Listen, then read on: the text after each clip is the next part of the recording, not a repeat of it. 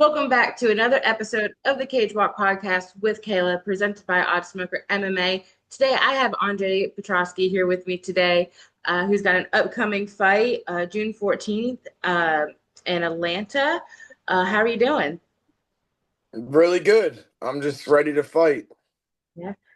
Before we deep dive into our conversation, let's just get a brief overview on how camp's going. Honestly, all things considered, like I don't have any major injuries, just the bumps and bruises, and I mean, my weight's good, so I know everybody says that, but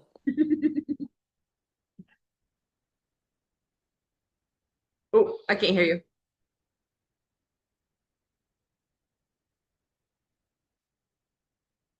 Did you hit the mute button by accident?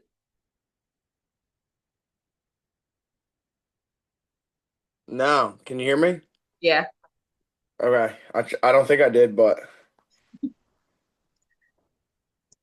Sorry, so I didn't hear anything about you said that everyone says that you're yeah, on. everyone says their weight's good, but I've been getting down to like low 200, so my weight's been really good. Better than previous camps for sure. That's awesome. Again, super excited for your fight. I plan on being there. So I can't Oh wait to hell see. yeah. Yeah, I Where are can't you wait. located? So I'm in Memphis. Oh Um, nice. but I'll be coming from Nashville because I'm actually working PFL.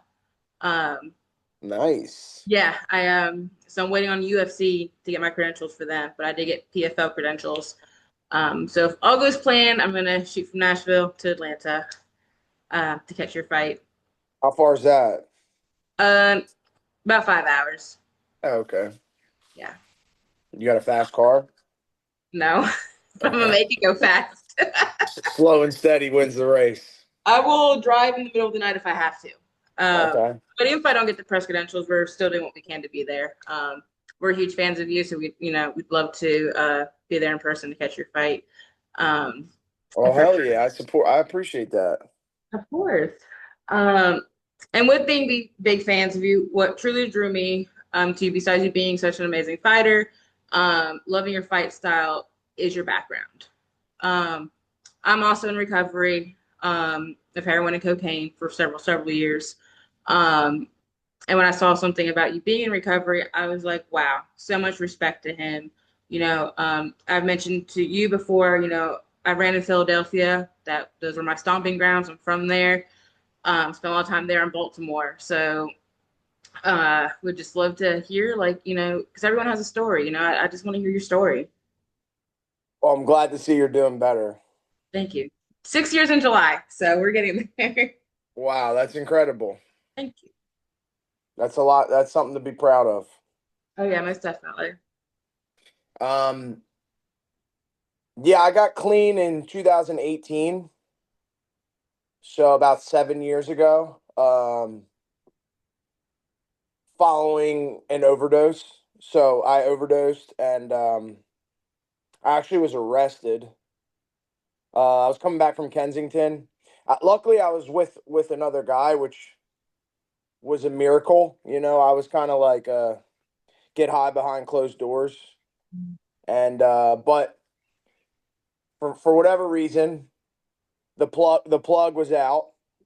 So I called my friend at the time. I had no car. I was at rock bottom at this point, and we went down the way, and luckily he was there with me, so he was able to call the paramedics, and they came, and when I came to, I like really panicked and like freaked out, and so I was like, I'm okay, but like the scene of what I woke up to was pretty bad, like everything everywhere, all the stuff in the car, and I saw the cops around. I was like, oh man, like this is real bad. So the lady was like, you want to go to the hospital? I was like, no. She was like, all right, well, all you got to do is come out and sign this paper saying you refuse treatment.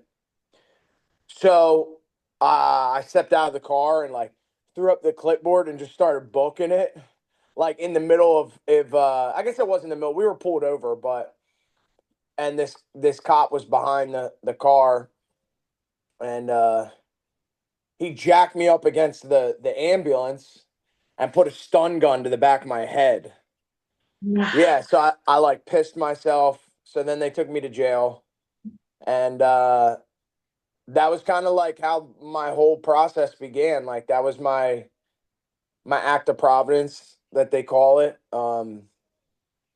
That was like where I saw, like, I got to rock bottom. And I remember I was in the holding cell, and like the next day, and I'm like so sick, like already shit my pants. Yeah. Like, and I remember there was just this one like metal toilet in the cell, and I kept asking the guard to bring me toilet paper, and he did like a couple times, and then he was like, "Nah, the judge is coming in later. You're good." And I was like, "Fuck, man, that was like my rock bottom." So that was the moment where like I got on my knees and said like that Hail Mary foxhole prayer, and I just asked God to like help me get out of it. I was like, "I'll never abandon you."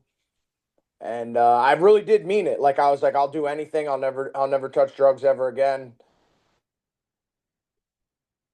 And that was kind of like where everything started getting better. Like, um, I went to a treatment center, Malvern Institute, and I've been there. yeah, you been there? I did in Pottsville. Yeah, I personally loved it. I I owe my life to a lot of things, but um, Malvern was I mean, it was the only rehab I've ever been to, so for me it was special. Yeah, I was there for the PHP program. Nice. The outpatient. Yeah, Yeah. Yeah, yeah, so I did my outpatient at Miramont, and I lived at a recovery house in Newtown Square. Theo and Garrett in the house, but yeah, I was there for like 3 or 4 months. That was like a very crucial point for me. Like I was really desperate, so I was doing anything, like anything my sponsor told me to do, I did it because I was so desperate, like never to get high ever again. So I went to the recovery house, and I think it was like one of the best things ever happened to me because I was coming off so many things, in the process of me trying not to be dope sick for the past year. I tried just about everything under the sun to do instead. yeah. So by the time I got the treatment, like I didn't sleep more than like 2 or 3 hours a night for like 3 months. So during this time, luckily, like I was in a recovery house. So like when I would wake up in the middle of the night, or I'd be up till 2 o'clock in the morning, like there was people around me. Like, so I think that was a big part of it. And yeah, I was in the program for like the next 2 or 3 years. It was like my life. Like that's all I did. And yeah, luckily I was able to go pro after that. I think I was like maybe 9 months sober or something when I finally got to go pro. And yeah, so it's just been kind of, it's my life just keeps getting better ever since. Man, and that's what happens when you get clean and sober. You don't realize how great life is without it because you think life's great with it. You know, Yeah. but I'd rather have, as a lot of people say in the room, my worst day sober is still better than my best day high. Yeah, I love that. Um, if you don't mind me asking, if you're okay talking about it, why did you start using?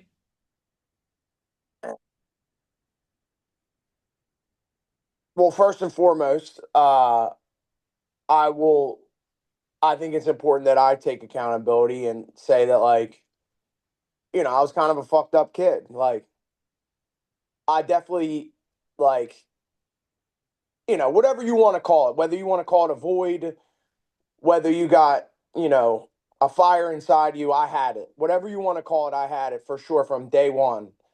And I remember like I was a kid, and my neighbor, I was probably like 16, but my neighbor's mom would give us Oxy 80s. This is like way back. Like obviously they don't make OxyContin anymore, but um, this is probably like maybe 2007. And I remember like the first time I did an oxy, like you could split an oxy between five kids and you guys are, yeah, anyway. So I just remember, and that was just like, like I loved it. And so, like, I would always use the excuse like, oh, like I'm cutting weight for wrestling. So, like, I can't go to like my normal friends would be having a keg, like drinking and doing like normal kid stuff. But I would be at my neighbor's house getting high. And my excuse was always like, oh, I'm cutting weight. I can't drink. And it was like most of the time it was just bullshit. But nonetheless, that was where it started. And the thing that sucks about drugs, especially the drugs we've done, after that first time, you can't stop, Yeah. and it takes over, But I am not knowing you, obviously, but I am so proud of you for overcoming it. That is a Thank you. major success. Like I had gotten clean over after an overdose as well. I intentionally overdosed in a suicide attempt, and I don't remember anything except for them calling my parents and basically preparing them to say goodbye. Um, Wow. yeah, they couldn't get me. I wouldn't come to. I was out for 5 days. Um, Oh man. I don't even know how many times they had Narcan me, and it's just, I mean, it takes over your life. But looking back, you know, Well, I'm glad they brought you back. me too. 6 years, that's a success story. Yeah, and I love sharing my story, and I love when anybody shares theirs because there's still so many people out there using who it. The way I look, I'm like, if I see someone and I know them and they're still using, I'm like, please stop. Like, I went through it for you. It's not worth Yeah. it. Like, Yeah. and for you, I mean, you're such a inspiration to those because yeah, you were training and you were an amateur when you were using, but look at you now. Now you're a Yeah. pro, you're in the UFC, you're Andre Petroski, like Yeah. I so congratulations on that, and I do appreciate you sharing Thank your you. story with me. I want to jump back to UFC now, real quick. Okay. Before we jump off, like I said, I don't want to keep you too long because I know camp and everything. Um, what in your besides getting clean and sober, whatnot, and being a pro, what has been the most rewarding aspect of being a fighter? I think just like the people you meet, the places you go, like the experiences, like man, like fighting at MSG was special. That was one that was really cool. I got to go to Thailand. I trained at Bang Tao for like 2 weeks, 10 days or something. Like that was a really cool experience. Like I got to like swim with elephants and like shit. Like that stuff would never be possible if for one I was still doing drugs, or if two, if it wasn't for fighting, like I wouldn't have those opportunities. That's awesome. I mean, and yeah, being fair, you do get to experience so many cool things. I mean, Yeah. swimming with elephants, that sounds really fun. I think I'd be scared, but it sounds Uh, awesome in my head. yeah, it was a little bit scary. Like at one point, we were like bathing them in a river. Like the elephants were like laying on their side and they gave us like brushes to like scrub their bellies. And the one like wrapped his leg around my foot, like kind of like playing with me. Like he almost like went for like a foot sweep on me. Like and that might be sound dramatic. Like he like brushed his leg up against me. And I was like, I got that like a glimpse of like, holy shit, that's like an 800-pound leg. Like Yeah, if he wanted to, he could break my leg right now. yeah. I'd probably be pissing all over myself. I'm not gonna lie. Yeah, that was a cool experience. A little scary, but special for sure. Yeah, I mean, that definitely sounds amazing and peaceful too at the same time. I don't know why it sounds peaceful but scary at the same time. Yeah. I got Um, some pictures of it on my Instagram. It was pretty cool. I'm gonna have to go find those now. Yeah. Um, uh, two more questions and we'll be done. What is your favorite way to unwind after a fight? I do like to travel. Um A beach is good. I do like the beach. Some water. I'm like, dude, I love the water. Like for me, like I live on water. Look at this. Oh, that's so pretty. I'm jealous. I was a swimmer for Yeah, 17 years, so I this love. is my backyard. Oh, that's beautiful. Yeah, so I'm like big. I love like being on. I got jet skis. Like I love being on the water. The water has for me has always been like something that just makes me happy. Like whether it's just like looking out the window and seeing the water, or like being on it, or like I love water sports like water skiing, jet skis. Like I love that stuff. Oh, yeah, I love it. I'm the same way. I don't know if you ever heard of Lake Walpolpack. Yeah, that's up north. That's in the Poconos. Mm-hmm. Yeah. So I grew up there. We have a lake house up there, and so Wow. every weekend in the summer we go up there with our boats or jet skis. I mean, water's just so peaceful. Yeah, I did a week up there when my daughter was a baby, and like no service. There was no service in the house, but it was still cool. It was a memorable trip. The Airbnb had like a boat with a little trolling motor, so it was cool. That's so awesome. Yeah, it's so Yeah, pretty up there.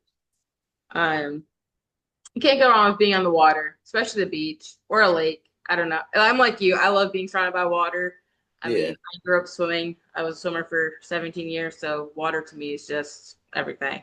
yeah. Uh, last question. Um, if you had I was with you training, you have people who are new to MMA training or whatever, or even just life in general. What is one piece of advice you'd give to someone?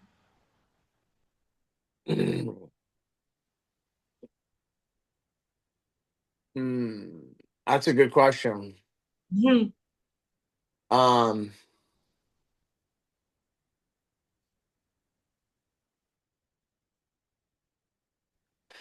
I guess it's like for me, it's always been like really important. For like obviously I had a sponsor, but then like I'm no longer in the program, so I have like a coach that no matter what, like it's a voice and advice that I can trust. And I think it's like really important to have someone that you can trust and you take their advice um and you really follow it. And I think that if you find someone, whether no matter what it is, whether it's fighting or something else, you find someone that has what you want, like you want what they have, and you ask them to help you get there. You take you know you get some advice from them and you take it. I think that you can go a long way by doing that.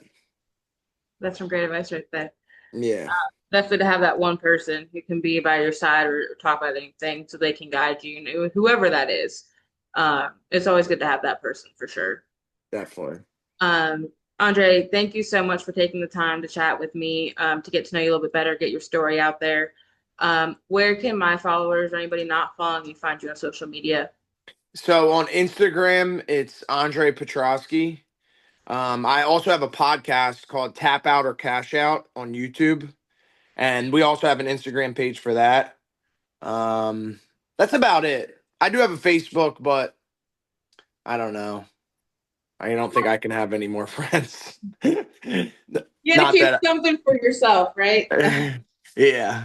Um, So Awesome. Well, yeah, guys, give Andre a follow, and tune in for his fight next weekend.